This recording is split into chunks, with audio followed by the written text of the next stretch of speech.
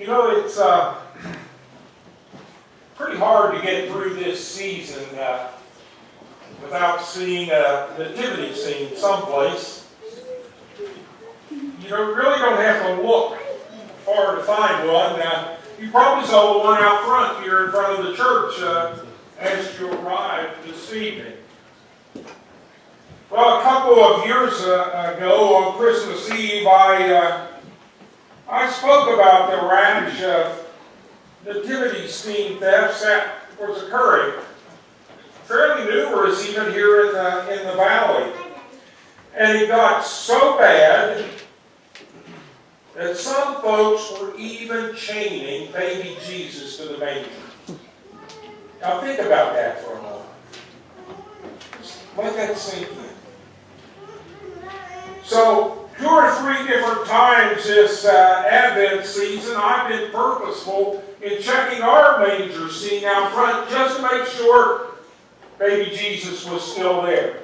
In fact, now that I'm driving up the avenue of a morning to come to the office, I often remember to glance over to my right just to check. A pastor that I had met some time ago tell us the story of baby Jesus gone missing. It seems that he and his wife had spotted a small advertisement about nativity scenes. And the website offered hand-carved nativity figures. The pieces included stable animals, Mary, Joseph, and the baby Jesus. And the customer could choose as many pieces as he or she wanted. And the price was set accordingly. So a 16-piece set cost more than an 8-piece set, for example. And this pastor and his wife wanted them all. And they made the order, and in due time the package arrived, and the order included a stable that snapped together. And after assembling the stable, they unwrapped the hand-carved pieces and placed them appropriately in the manger scene. And the pieces were beautiful, absolutely beautiful, hand-carved figures. And they were quite happy with the craftsmanship. Then they noticed something odd. They couldn't find baby Jesus. The set had come in a wood box filled with newspaper and foam peanuts.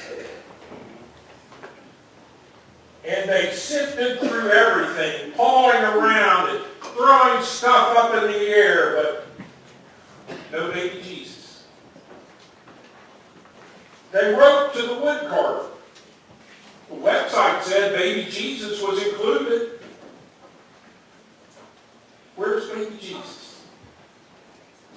And he replied that he had discontinued baby Jesus because customers invariably lost the little baby wood carving. So he just quit making baby Jesus.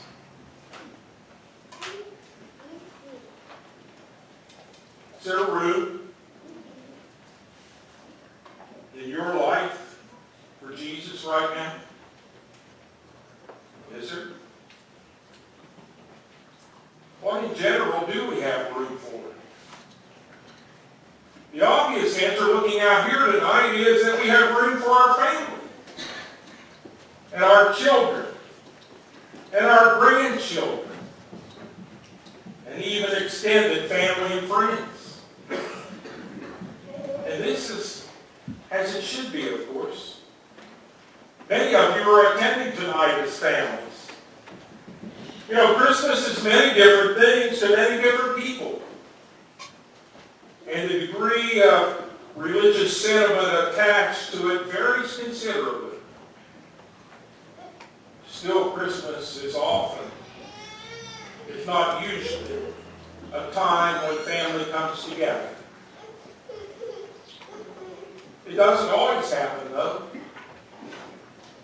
Tonight and tomorrow, first responders, police, hospital staffs, and our military personnel will be on duty. There was a time in my life before pastoral ministry when I had to work Christmas Eve or Christmas Day 6 years straight. Even tonight. Dawn and I are with you. We also have room not just for family, but for many other things as well. We have room for television. We have room for online surfing on Pinterest or Facebook and other sites. We have room for hobbies and sports and for eating out. But all of these things for which we have room need to be linked to a larger purpose and meaning. What's that meaning? Who is that purpose? Jesus is the purpose and the meaning. Without room for Jesus, without that spiritual connection, without that longing to be in relationship to God through Jesus Christ, we're just doing fun things, folks. We're just doing fun things until we die. And then it's all over. Just like that. Truth is, having baby Jesus in the nativity scene brings great joy. It's good news. It is tidings of great joy. Finding room for Jesus is not a negative thing. It's not a somber, dreadful, dreary, and dull thing. With Jesus in our scene, our lives are suddenly purposeful. We have direction. We tag onto His values. We love what He loved. We live for someone and something outside of ourselves. And that is a good thing. Jesus came to earth, after all, for a reason. He came to find those who were lost. He came to fill the emptiness. He came to point us to the way, the truth, and the life. He came to reveal God. He came that we may have life and have it abundantly. There is an emptiness just to living for ourselves. It's no surprise or accident that when people retire and find that they have more discretionary time, an overwhelming number of them volunteer for organizations that help others. There are many folks in this congregation who do just that. Today, more than 60 million Americans do volunteer activities during any given year. And many of those folks are seniors who really want to have something meaningful in their lives. This is the gift that Jesus brings to us, the gift of meaning. It's not that we're secularists who want nothing to do with Jesus. That's not us. The problem is, though, that we momentarily have lost Jesus. He's around here someplace. You know that you put the baby Jesus someplace for safekeeping. Someplace that you remember when it was time to retrieve him for important occasions, like his birthday. But sometimes we just can't find it. Can't. We're too accustomed to living without him. And when we need him, well, we just don't know what has become of him. He's He's in a drawer or a closet or a long forgotten corner somewhere. We'll find it someday, we're sure of it. But right now we have no clue. So life must go on. We construct our nativity scenes or lives, and everything looks great. A close inspection will reveal that something is off. We're all looking at different things. We aren't really worshiping the child who, in any case, is not in the manger. We all look preoccupied, as though we're wondering what we're doing. We're still suffering from post-traumatic shopping disorder. The wood carver said that many people simply lose the baby Jesus.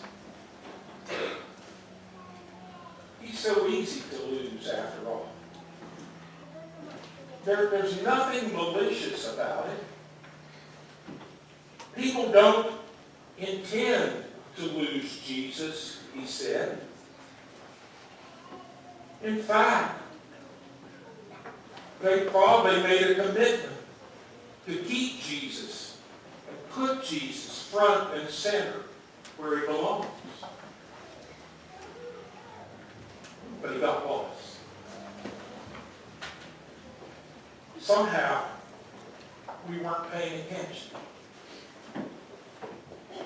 Perhaps he was set aside to make room for other elements of the scene. And the intention was to return him to his rightful place in our lives.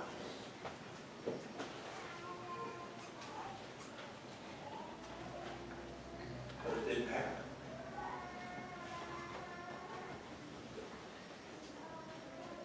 However, it can happen. Really? It can happen. We can return Jesus to his rightful place. Right now. Right this very moment. In this very place. We can do that as we prepare to light our candles. As we prepare to light our candles and sing.